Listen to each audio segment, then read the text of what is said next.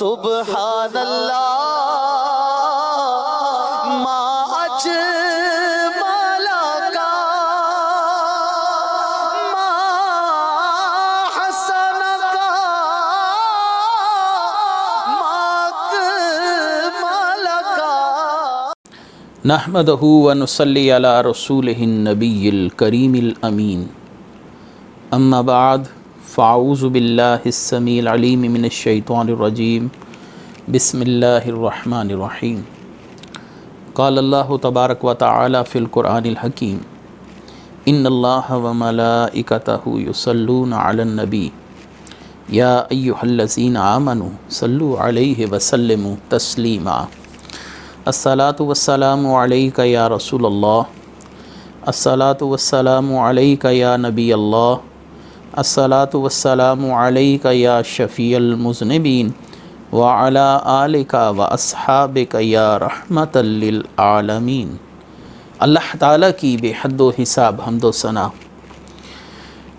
نبی مکرم جان عالم حضرت محمد مصطفیٰ صلی اللہ علیہ وسلم اور آپ کے جمیع آل و اصحاب کی بارگاہ ناز میں انتہائی تعظیم، تکریم، ادب اور احترام کے ساتھ درود و سلام کے نذرانوں کے بعد میرے لیے انتہائی عزت اور احترام کے لائق سامعین ذی وقار، میرے دینی اور یقینی دوستو، بزرگوں اور بھائیوں، نبی کریم صلی اللہ علیہ وسلم کی سیرت مبارکہ کے دروس کا تسلسل بحمدہ تعالی جاری و ساری ہے. اسی تسلسل کو مزید آگے لیے چلیں گے اور آپ صلی اللہ علیہ وآلہ وسلم کی ہجرت مبارکہ اور اس میں پنہا مختلف حکمتیں اور پیش آنے والے واقعات پر میں آپ کی بارگاہ میں مختصر مگر جامع گفتگو کرنے کی کوشش کروں گا. اللہ تبارک و تعالیٰ سے دعا ہے کہ اللہ تعالیٰ ہم سب کو حق کی پیروی کرنے کی توفیق مرحمت فرمائے. گزشتہ درس میں آپ نے سماعت کیا کہ نبی کریم صلی اللہ علیہ وآلہ وسلم کفار کے منصوبے پر آگاہ ہو گئے اور آپ صلی اللہ علیہ وسلم کو بحکم الہی ہجرت کرنا پڑی. اس ہجرت میں سیدنا ابو بکر صدیق رضی اللہ تعالیٰ عنہ کی ذات والا صفات آپ کے ساتھ ساتھ رہی. رسول اللہ صلی اللہ علیہ وآلہ وسلم اور سیدنا ابو بکر صدیق رضی اللہ تعالیٰ عنہ کا یہ سفر ہجرت مدینہ، اس کے اندر مختلف حکمتیں اور مختلف معارف یہ پنہا ہیں. علماء کرام نے اس ہجرت کو اپنے انداز سے دیکھا اور اس میں موجود حکمتوں کی تہ تک پہنچنے کی کوشش کرتے رہے. نبی کریم صلی اللہ علیہ وآلہ وسلم کو اس بات کا انتہائی رنج تھا کہ آپ کو مکے کی سرزمین چھوڑنا پڑ رہی ہے، لیکن نو مسلم ریاست کے لیے اور مسلمانوں کی آنے والی زندگی کے لیے ایک ضابطہ حیات ہونا ضروری تھا اور اس کے لیے ایک آزادانہ ریاست کا قیام عمل میں لانا یقیناً یہ ہجرت کا سب سے بڑا مقصد تھا. رسول اللہ صلی اللہ علیہ وآلہ وسلم جب ہجرت فرمانے کی ارادے سے مکے سے باہر نکلے تو آپ نے مکے سے خطاب کیا کہ اے وہ سرزمین جو مجھے تمام زمینوں میں سے محبوب ہے، اگر تیرے رہنے والے مجھے نہ ستاتے تو میں قطعاً اس سرزمین کو نہ چھوڑتا. ہم نے کل اپنے درس کو اسی مقام پر چھوڑا تھا. اس سے آگے نبی کریم صلی اللہ علیہ وآلہ وسلم کے سفر ہجرت پر گفتگو شروع کرتے ہیں. امام بہقی رحمۃ اللہ علیہ اپنی معرکۃ الآراء کتاب دلائل النبوت کے اندر اس سفر ہجرت پر گفتگو کرتے ہوئے لکھتے ہیں کہ نبی کریم صلی اللہ علیہ وآلہ وسلم نے حضرت ابو بکر صدیق رضی اللہ تعالیٰ عنہ کو دیکھا کہ آپ نبی کریم صلی اللہ علیہ وسلم کے چاروں اطراف کبھی دائیں کبھی بائیں کبھی آگے کبھی پیچھے اپنے آپ کو رسول اللہ صلی اللہ علیہ وسلم کے چاروں اطراف گھما رہے ہیں. کبھی دائیں چلتے ہیں، کبھی بائیں، اور کبھی آگے اور کبھی پیچھے. نبی کریم صلی اللہ علیہ وسلم نے ارشاد فرمایا یا ابا بکر ما لک تمشی ساعۃ بین یدی و ساعۃ خلفی. اے ابو بکر کیا ہوا کہ کبھی آپ میرے آگے چلتے ہیں، کبھی پیچھے. آپ کبھی اس انداز سے پہلے نہیں چلے. آپ نے عرض کیا رسول اللہ صلی اللہ علیہ وسلم آپ کی جان کی حفاظت کے پیش نظر میں دشمن کا خوف جس سمت سے جس اطراف سے محسوس کرتا ہوں، یا رسول اللہ صلی اللہ علیہ وسلم میں خود کو اس سمت لے جاتا ہوں اور آپ صلی اللہ علیہ وسلم پر کوئی دشمن حملہ آور بن کر نہ جھپٹ پڑے، آپ کی ذات کو کوئی نقصان نہ پہنچے، اس لیے میں آپ صلی اللہ علیہ وسلم کے چاروں اطراف گھوم رہا ہوں۔ آپ صلی اللہ علیہ وسلم نے ارشاد فرمایا، یا ابا بکر لو کان شیء احببت ان یکون لک دونی، اے ابو بکر کیا آپ یہ پسند کرتے ہیں کہ آپ کو کوئی تکلیف پہنچے اور مجھے کچھ نہ ہو؟ حضرت ابو بکر صدیق رضی اللہ تعالیٰ عنہ نے ارشاد فرمایا، نعم والذی بعثک بالحق ما قانت لتکن من ملمۃ الا احببت ان تکون لی دونک، یا رسول اللہ صلی اللہ علیہ وسلم اس رب ذوالجلال کی قسم جس نے آپ کو حق کے ساتھ مبعوث فرمایا، میں یہ پسند کرتا ہوں کہ کوئی تکلیف اور مصیبت ہو وہ مجھے پہنچے اور وہ مصیبت آپ تک نہ پہنچے، یعنی میں اپنی جان سے زیادہ بڑھ کر یا رسول اللہ صلی اللہ علیہ وسلم آپ کی محبت میں اس حد تک گرفتار ہوں، میں چاہتا ہوں کہ جو نقصان ہو وہ میری جان کا ہو، آپ صلی اللہ علیہ وآلہ وسلم محفوظ رہیں۔ اسی سفر کے دوران سیدنا ابو بکر صدیق رضی اللہ تعالیٰ عنہ کی انگلی مبارک پر ایک مقام پر چوٹ آئی اور اس سے کچھ خون بہا، تو آپ نے اپنے ہاتھ کی انگلی کی طرف دیکھ کر کہا، حل انتی الا اصبع دمیتی وفی سبیل اللہ ما لقیتی، اے انگلی تجھ سے صرف خون تو بہا ہے اور تجھے جو تکلیف آئی ہے کہ وہ اللہ کی راہ میں نہیں، یقیناً یہ تکلیف اللہ کی راہ میں ہے، جیسا کہ علامہ ذہبی نے سیر و اعلام النبلاء میں یہ واقعہ نقل کیا۔ نبی کریم صلی اللہ علیہ وآلہ وسلم اور سیدنا ابو بکر صدیق رضی اللہ تعالیٰ عنہ نے مکے سے اپنا رخ 3 میل کی مسافت پر غار ثور کی طرف کیا، اور آپ اس سفر میں نبی کریم صلی اللہ علیہ وسلم کے کبھی دائیں کبھی آگے کبھی پیچھے کبھی بائیں اس سمت چلتے رہے، یہاں تک کہ آپ غار ثور کے بالکل قریب پہنچ گئے۔ نبی کریم صلی اللہ علیہ وآلہ وسلم اپنے پاؤں کی ایڑیاں اٹھا کر چلنے کی زیادہ کوشش کرتے تاکہ دشمن ہمارے قدموں کے نشانات پا کر ہم تک نہ پہنچ سکے۔ یہ ایک احتیاطی تدبیر تھی۔ یقیناً رسول اللہ صلی اللہ علیہ وآلہ وسلم سے اللہ کا وعدہ ہے کہ اللہ تعالیٰ آپ کی حفاظت فرمائے گا، لیکن اسباب کو اپنانا اور تدابیر کو اپنانا یہ توکل کے منافی نہیں ہے۔ آپ صلی اللہ علیہ وآلہ وسلم کے قدمین مبارک اب تھک چکے تھے۔ سیدنا ابو بکر صدیق رضی اللہ تعالیٰ عنہ نے اس مقام پر اپنی مکمل جانثاری کا ثبوت دیا۔ آپ صلی اللہ علیہ وسلم کو اپنے کندھوں پر سوار کیا اور آپ صلی اللہ علیہ وسلم کو اٹھا کر انتہائی صعوبت کے ساتھ، انتہائی مشقت کے ساتھ غار ثور تک جا پہنچے۔ غار ثور ایک ایسی غار ہے جس کے 2 دہانے ہیں، اور اس غار کے اندر کوئی انسان بمشکل کھڑا ہو سکتا ہے۔ اس غار کے اندر بیٹھ کر اور لیٹ کر ایک شخص کا وقت تو گزر سکتا ہے، لیکن اس غار میں کھڑا ہونا بالکل محال ہے، اور یہ غار 2 دہانے رکھتی ہے۔ نبی کریم صلی اللہ علیہ وآلہ وسلم غار سے باہر تشریف فرما رہے۔ صدیق اکبر نے کہا، یا رسول اللہ صلی اللہ علیہ وسلم میں نہیں چاہتا کہ آپ غار میں مجھ سے پہلے داخل ہو اور آپ کو کوئی مصیبت پہنچے، یہاں تک کہ میں غار کو صاف نہ کر لوں۔ نبی کریم صلی اللہ علیہ وآلہ وسلم غار کے باہر دہانے پر حضرت ابو بکر صدیق رضی اللہ تعالیٰ عنہ کا انتظار فرماتے رہے۔ صدیق اکبر غار میں پہلے داخل ہوئے۔ آپ نے غار کو صاف کیا اور اپنی ایک چادر کے ساتھ غار میں موجود تمام سوراخوں کے منہ بند کر دیے، یہاں تک کہ آپ کو قلبی اطمینان ہو گیا کہ اب غار میں کوئی قابل خطرہ بات نہیں ہے۔ تو آپ نے نبی کریم صلی اللہ علیہ وآلہ وسلم کو دعوت دی، یا رسول اللہ صلی اللہ علیہ وسلم آپ پر میرے ماں باپ قربان ہوں، آپ غار میں تشریف لے آئیے، غار میں کوئی خطرہ نہیں ہے۔ نبی کریم صلی اللہ علیہ وسلم نے حضرت ابو بکر صدیق رضی اللہ تعالیٰ عنہ کی چادر مبارک کو جب دیکھا کہ وہ تار تار ہے اور اس کے ٹکڑوں کو سوراخوں کے اندر ڈال کر سوراخ بند کر دیے گئے، تو نبی کریم صلی اللہ علیہ وسلم کی زبان اقدس سے دعا نکلی، اللہم اجعل ابا بکر معی فی درجتی یوم القیامتی، یا اللہ ابو بکر کو قیامت کے دن جنت میں میرے ساتھ میرا قرب عطا فرما۔ اللہ تعالیٰ نے اپنے محبوب کی طرف وحی فرمائی، اے محمد مصطفیٰ صلی اللہ علیہ وسلم، اللہ نے آپ کی دعا کو قبول فرما لیا ہے۔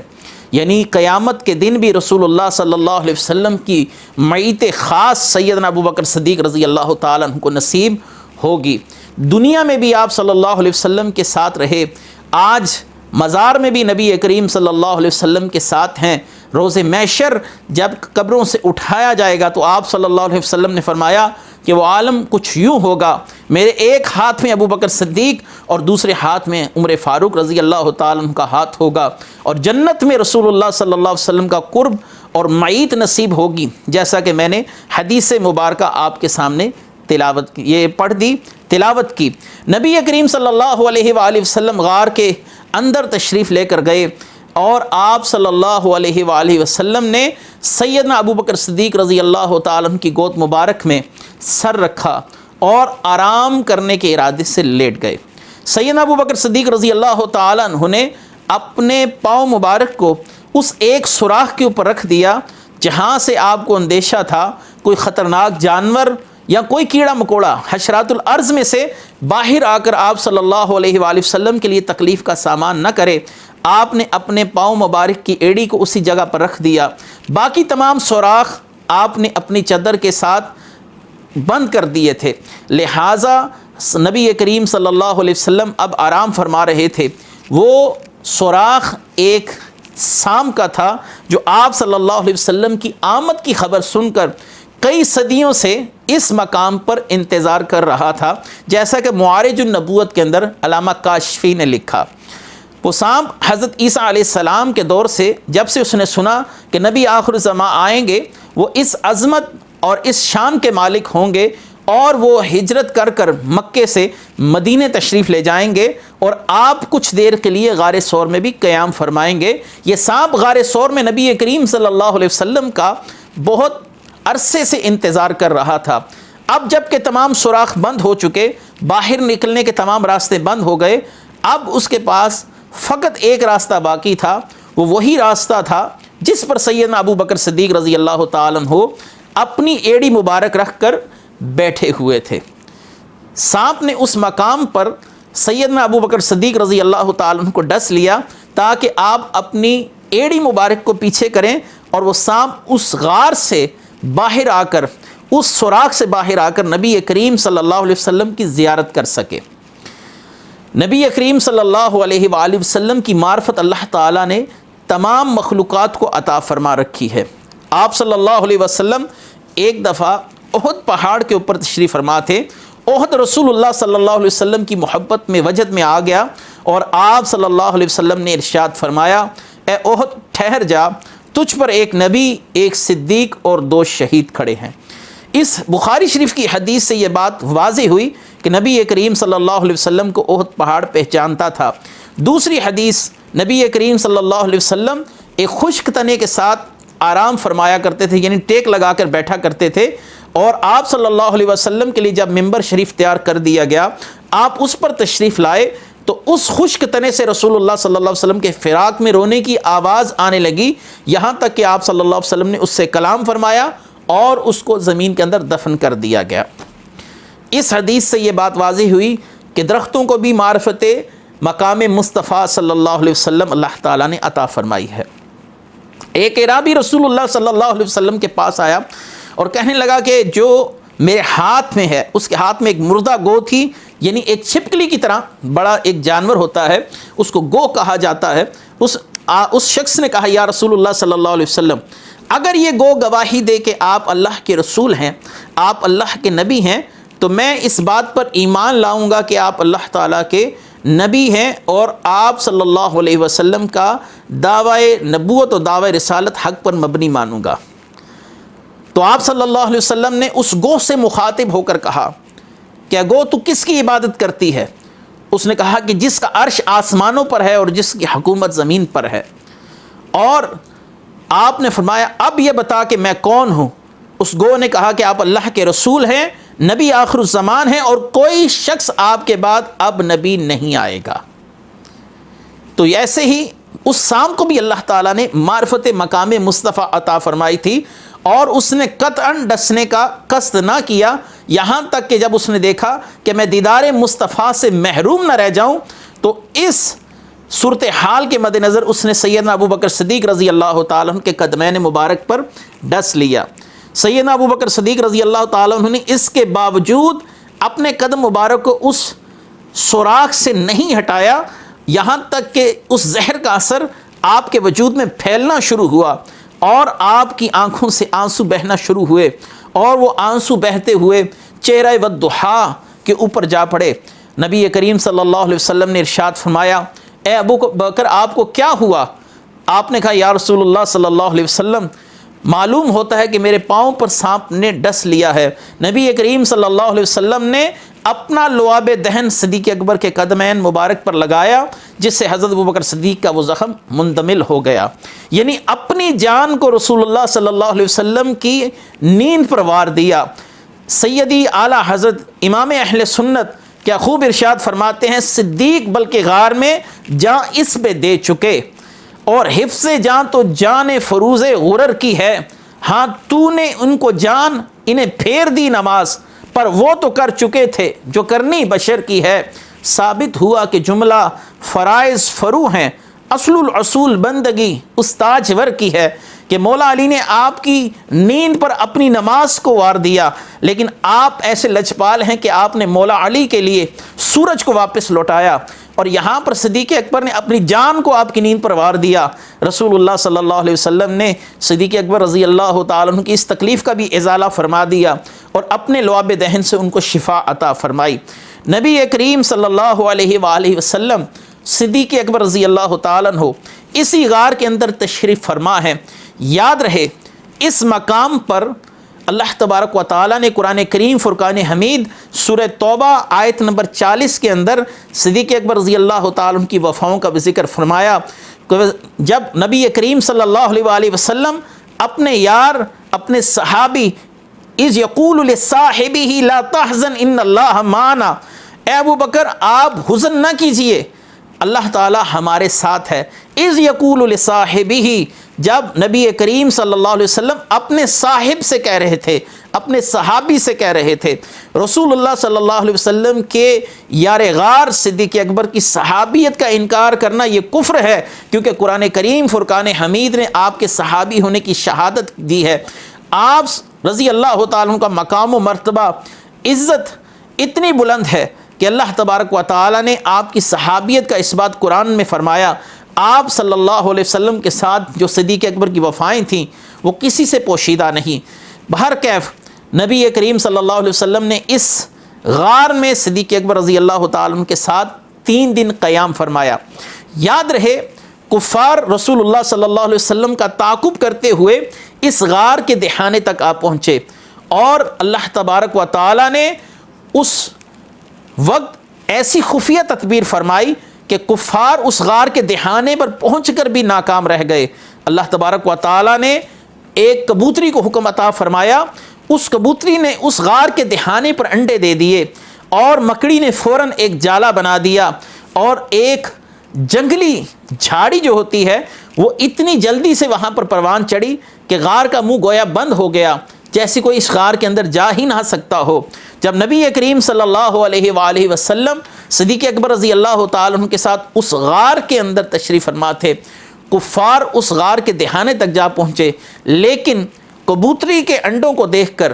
اور مکڑی کے جالے کو دیکھ کر اور اس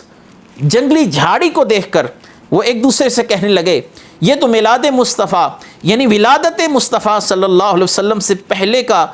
غار بند لگتا ہے، یہاں پر تو کوئی اندر داخل ہی نہیں ہوا، کیونکہ اگر یہاں سے کوئی داخل ہوتا تو یقیناً یہ جالا ایسے سلامت نہ رہتا، کبوتری کے جو انڈے ہیں وہ اس مقام پر یوں سلامت نہ رہتے، اور یہ جو جنگلی جھاڑی ہے یہ اپنے مقام پر صحیح سلامت کھڑی نہ رہتی، یقیناً اس مقام پر کوئی اندر نہیں گیا۔ وہ دونوں صاحب یعنی نبی کریم صلی اللہ علیہ وسلم اور صدیق اکبر رضی اللہ تعالیٰ عنہ اس مقام پر اندر داخل نہیں ہوئے، اور یہی قصد کر کر وہ وہاں سے واپس لوٹ گئے۔ یہاں پر امام طبرانی رحمۃ اللہ علیہ نے ایک حدیث مبارکہ نقل فرمائی کہ نبی کریم صلی اللہ علیہ وسلم جب اس غار کے اندر تشریف لے کر گئے اور جس کبوتری نے رسول اللہ صلی اللہ علیہ وسلم کی جان کی حفاظت کی غرض سے اس غار کے دہانے پر گھونسلہ بنا کر اس میں انڈے دیے، آپ صلی اللہ علیہ وسلم نے اس کبوتری کے حق میں دعا فرمائی۔ اللہ تعالیٰ نے اس کبوتری کو اس خدمت کا صلہ یہ دیا کہ حرم کعبہ اور حرم نبوی میں جتنے بھی کبوتر ہیں یہ اسی کبوتری کی آل سے ہیں۔ اللہ تعالیٰ نے ذات مصطفیٰ سے وفا کرنے والوں کی نسلوں کو بھی آباد رکھا۔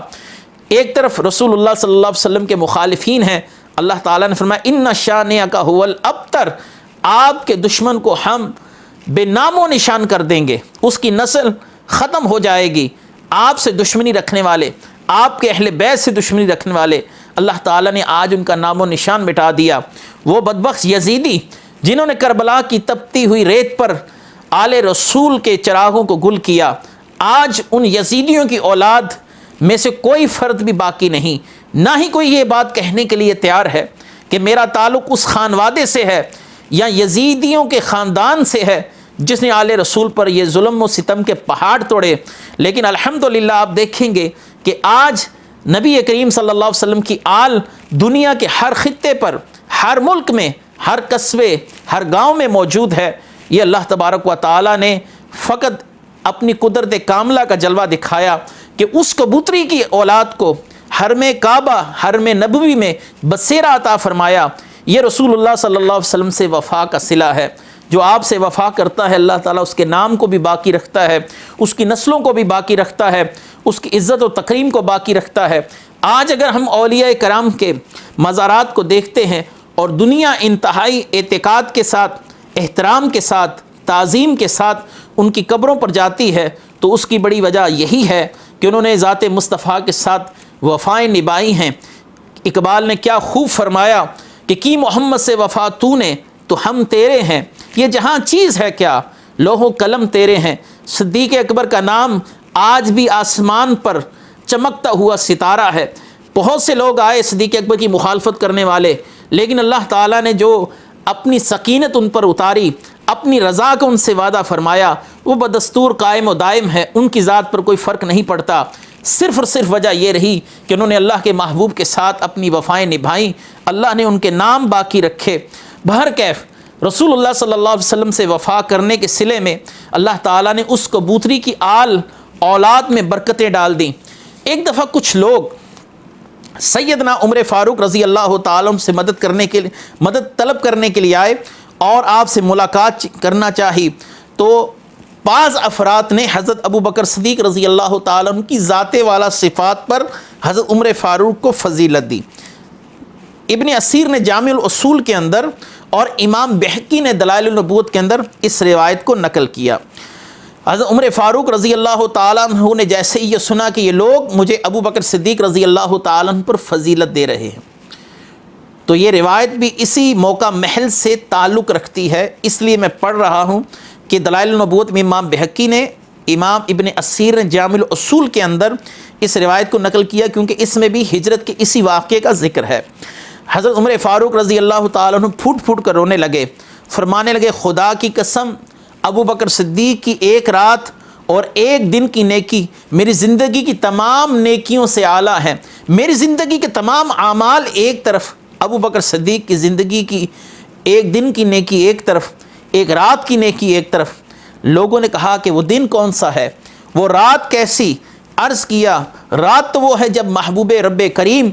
شفیع روز محشر مکہ مکرمہ سے ہجرت کر کر رات کے وقت نکل پڑے۔ صدیق اکبر آپ کے ساتھ تھے، کبھی آپ کے آگے چل رہے تھے، کبھی پیچھے چل رہے تھے، کبھی دائیں تھے، کبھی بائیں تھے۔ جب نبی کریم صلی اللہ علیہ وسلم نے فرمایا ابو بکر آپ نے پہلے تو کبھی ایسا معاملہ نہیں فرمایا، فرمایا یا رسول اللہ صلی اللہ علیہ وسلم آپ کی حفاظت کے پیش نظر میں یہ اقدام کر رہا ہوں، اگر آپ پر کوئی حملہ کرنا چاہے تو پہلے ابو بکر کی ذات اس کے سامنے آئے، مجھے پہلے نقصان پہنچے، اے میرے آقا میرے ہوتے ہوئے کوئی آپ تک نہیں پہنچ سکتا۔ چونکہ رسول اللہ صلی اللہ علیہ وآلہ وسلم کے قدمین مبارک تھک چکے تھے، صدیق اکبر رضی اللہ تعالیٰ عنہ نے آپ کو اپنے کندھوں پر اٹھایا اور غار کے دہانے تک لائے، وہاں پر اتارا اور عرض کی یا رسول اللہ صلی اللہ علیہ وسلم میں پہلے اندر جاتا ہوں اور اگر کوئی چیز ہوگی تو پہلے مجھے نقصان دے گی۔ ابو بکر صدیق رضی اللہ تعالیٰ عنہ غار کے اندر تشریف لے کر گئے، غار کو صاف کیا، پھر آپ صلی اللہ علیہ وآلہ وسلم کی خاطر ایک سوراخ کے اوپر اپنی ایڑی رکھ کر آپ صلی اللہ علیہ وآلہ وسلم کی نیند کے اندر کسی قسم کا خلل نہیں آنے دیا، اور اپنی ایڑی رکھ کر اس سوراخ پر بیٹھے رہے یہاں تک کہ سانپ نے آپ کو متعدد بار ڈسا، لیکن آپ نے جنبش تک نہ کی کہ کہیں میرے آقا کے آرام میں کوئی خلل نہ آ جائے، اور تکلیف کے باعث آپ کے آنسو چھلک پڑے۔ ہادی عالم نبی مکرم حضرت محمد مصطفیٰ صلی اللہ علیہ وسلم نے ارشاد فرمایا، اے ابو بکر غم نہ کیجئے، بے شک ہمارا رب ہمارے ساتھ ہے۔ اس بات سے اللہ تعالیٰ نے سید ابو بکر صدیق کے دل پر سکونت نازل فرمائی۔ یہ ابو بکر کی وہ ایک رات ہے جو عمر فاروق رضی اللہ تعالیٰ عنہ فرماتے ہیں میری زندگی کی ساری راتوں سے، ساری نیکیوں سے بہتر ہے۔ اور وہ دن کیسا بہتر ہے کہ جیسا نبی کریم صلی اللہ علیہ وسلم کا وصال ہوا، عرب قبائل مرتد ہو گئے، ان کے خلاف جہاد کرنے کے لیے صدیق اکبر رضی اللہ تعالیٰ عنہ نے اعلان فرمایا، اور تمام لوگوں کو تلوار کے زور سے اسی راستے پر لے آئے جس پر نبی کریم صلی اللہ علیہ وسلم کی زندگی میں یہ لوگ گامزن تھے۔ صدیق اکبر کی زندگی کا ایک دن، وہ ایک رات عمر فاروق رضی اللہ تعالیٰ عنہ کے بقول آپ کی زندگی کی تمام نیکیوں سے عرفہ اعلیٰ ہے۔ اللہ تعالیٰ نے صدیق اکبر رضی اللہ تعالیٰ عنہ کو وہ مقام عطا فرمایا۔ بہرکیف صدیق اکبر رضی اللہ تعالیٰ عنہ کی وفاؤں کا سلسلہ یہیں تک محدود نہیں، نبی کریم صلی اللہ علیہ وآلہ وسلم حضرت ابو بکر صدیق رضی اللہ تعالیٰ عنہ کی وفاؤں پر بہت خوش ہوئے۔ یہاں پر صوفیہ کرام نے ایک انتہائی خوبصورت بات ارشاد فرمائی ہے کہ جب کوئی مرید اپنے شیخ کی روح کے ساتھ اپنی روح کو ملاتا ہے، یعنی شیخ اس پر بڑی کامل توجہ ڈالتا ہے، تو شیخ کی صفات کا مظہر وہ مرید ہو جاتا ہے، جس کو فنا فی الشیخ کا مقام کہا جاتا ہے۔ یہ 3 راتیں نبی کریم صلی اللہ علیہ وسلم کے ساتھ بیتنے والی، ان میں نبی کریم صلی اللہ علیہ وسلم کی کتنی روحانی توجہات صدیق اکبر رضی اللہ تعالیٰ عنہ کی ذات والا صفات پر پڑی ہوں گی۔ رسول اللہ صلی اللہ علیہ وسلم کی یہ خصوصی معید، یہ وہ مقام ہے کہ مفتی احمد یار خان نعیمی رحمۃ اللہ علیہ فرماتے ہیں کہ صدیق اکبر کی گود تھی، رسول اللہ صلی اللہ علیہ وسلم کا چہرہ اقدس تھا، اس وقت روئے زمین پر کوئی شخص وہ عبادت نہیں کر رہا تھا جو اس وقت صدیق اکبر فرما رہے تھے، کیونکہ چہرہ والضحیٰ تنے تنہا دیکھنے کی اس وقت سعادت صرف صدیق اکبر رضی اللہ تعالیٰ عنہ کے پاس تھی۔ صدیق اکبر رضی اللہ تعالیٰ عنہ نے یہ 3 دن اور 3 راتیں جو معیت نبوی صلی اللہ علیہ وسلم میں گزاری، نبی کریم صلی اللہ علیہ وآلہ وسلم کی معیت، آپ کی صحبت سے، آپ صلی اللہ علیہ وسلم کے کمال سے، آپ صلی اللہ علیہ وسلم کے نور نبوت کا جو اثر اور آپ کی صفات کا جو تجلی ہے، جو پرتو ہے، وہ صدیق اکبر رضی اللہ تعالیٰ عنہ پر کچھ یوں پڑا کہ جب شیخ اپنے مرید پر روحانی توجہات ڈالتا ہے تو وہ شیخ کی ذات میں فنا ہو کر شیخ کامل جیسا ہی ہو جاتا ہے۔ جب صدیق اکبر مدینہ شریف کے اندر داخل ہو رہے تھے تو دیکھنے والوں کو اس وقت قطعاً احساس نہیں ہو رہا تھا کہ ابو بکر صدیق رضی اللہ تعالیٰ عنہ کی ذات والا صفات کون سی ہے اور محمد مصطفیٰ صلی اللہ علیہ وسلم کی ذات والا صفات کون سی۔ بہرکیف صدیق اکبر رضی اللہ تعالیٰ عنہ 3 دن 3 راتیں اس غار میں قیام فرماتے ہیں، اور ان 3 دنوں میں آپ کے خصوصی غلام سیدنا عامر بن فہیرہ رضی اللہ تعالیٰ عنہ دن بھر اس پہاڑ کے ارد گرد بکریاں چراتے رہے اور ارد گرد کے حالات پر نظر رکھتے تھے، اور رات کے وقت نبی کریم صلی اللہ علیہ وسلم اور صدیق اکبر رضی اللہ تعالیٰ عنہ کے لیے بکریوں کا دودھ لے کر ایک برتن میں پیش کرتے۔ یہ عامر بن فہیرہ کا تعارف بھی یہاں کرانا میں مناسب سمجھتا ہوں، جنہوں نے 3 دن تک نبی کریم صلی اللہ علیہ وآلہ وسلم کو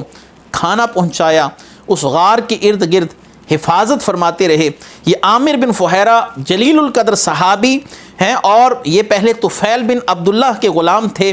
اسی کی ملکیت تھے، اور بعد میں صدیق اکبر نے آپ کو خرید کر آزاد فرمایا۔ غزوہ احد ہو، غزوہ بدر ہو، ان دونوں غزوات میں انتہائی بہادری و جانفشانی کے ساتھ لڑے، اور بعیر معونہ کے سانحہ میں، یعنی جب اہل نجد نے 70 صحابہ کو شہید کیا تھا تو یہ ان صحابہ میں شامل تھے۔ بعیر معونہ کے سانحے میں 40 برس کی عمر میں آپ نے جام شہادت نوش فرمایا۔ عامر بن فہیرہ کو شہید کرنے والے عامر بن طفیل ہیں، جو بعد میں مسلمان ہوئے اور بعد میں اسلام قبول کیا۔ انہوں نے جب عامر بن فہیرہ رضی اللہ تعالیٰ عنہ پر حملہ کیا تو عامر بن طفیل کا کہنا ہے کہ میں نے جب پہلا وار کیا اور اس نیزے سے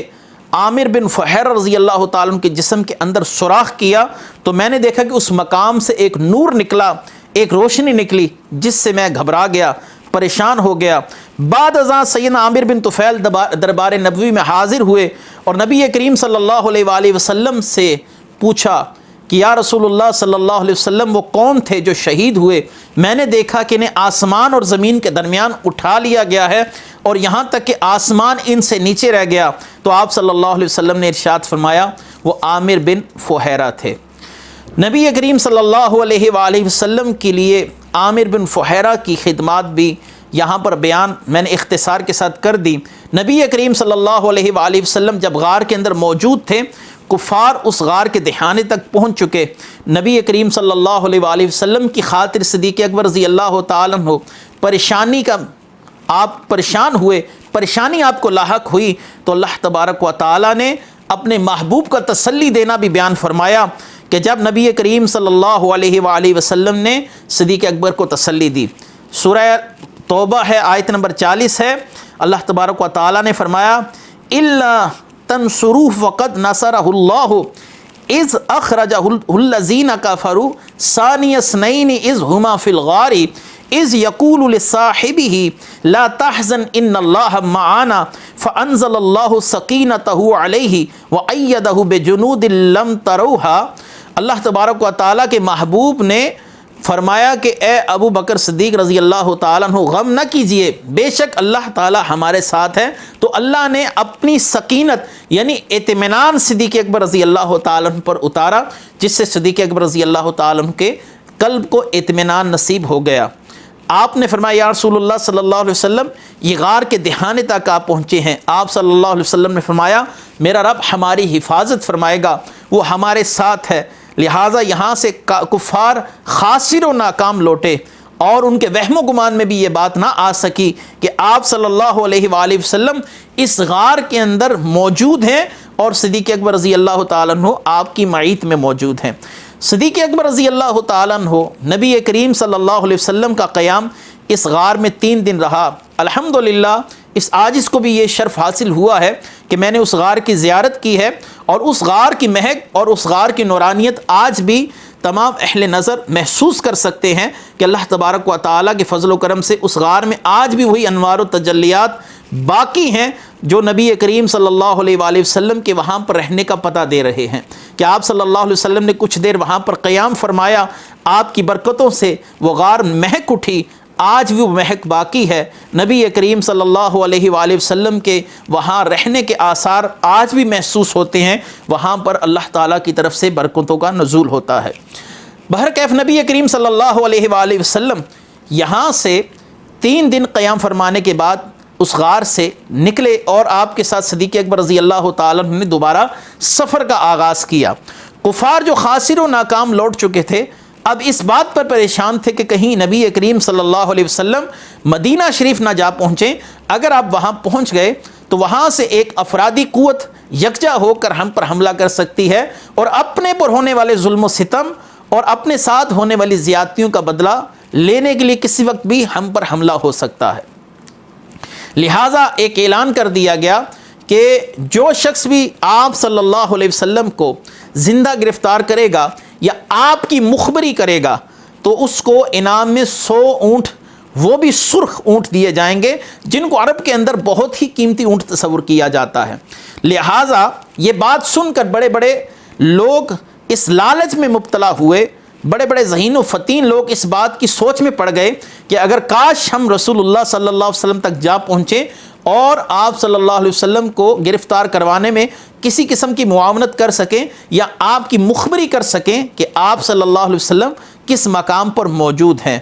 انہی میں سیدنا سراقہ، مالک بن سراقہ ان کا نام بتایا جاتا ہے، یہ بھی شامل تھے اور یہ رسول اللہ صلی اللہ علیہ وسلم کو ڈھونڈتے ڈھونڈتے آپ کا تعاقب کرتے کرتے آپ صلی اللہ علیہ وسلم تک جا پہنچے، یہاں تک کہ آپ صلی اللہ علیہ وآلہ وسلم کو کوئی نقصان پہنچاتے یا واپس لوٹ کر آپ صلی اللہ علیہ وسلم کے متعلق خبر دیتے، اللہ تبارک و تعالیٰ کی قدرت کاملہ سے ایک ایسا عظیم واقعہ رونما ہوا جس کے بعد سیدنا سراقہ یہ مسلمان ہوئے۔ اس کا بیان انشاءاللہ العزیز ہم اپنے اگلے درس کے اندر بیان کریں گے، اور تفصیل کے ساتھ نبی کریم صلی اللہ علیہ وسلم کا معبد کی بکریوں کے ساتھ ہونے والا معاملہ، پھر مدینہ شریف کے اندر آپ کا داخلہ، اور انتہائی ادب اور احترام کے ساتھ صحابہ اکرام کا آپ کو اپنے گھر میں آنے کی دعوت دینا، اور آپ کا اپنی ناکہ یعنی اونٹنی پر بیٹھ کر حکم دینا کہ جہاں پر یہ جا بیٹھے گی میں اسی جگہ پر قیام کروں گا۔ یہ تمام واقعات انشاءاللہ العزیز ہم اپنے اگلے درس میں لے کر پھر پیش ہوں گے۔ اللہ تعالی ہم سب کو حق کی پیروی کرنے کی توفیق عطا فرمائے۔ وآخر دعوانا ان الحمد للہ رب العالمین۔ سبحان اللہ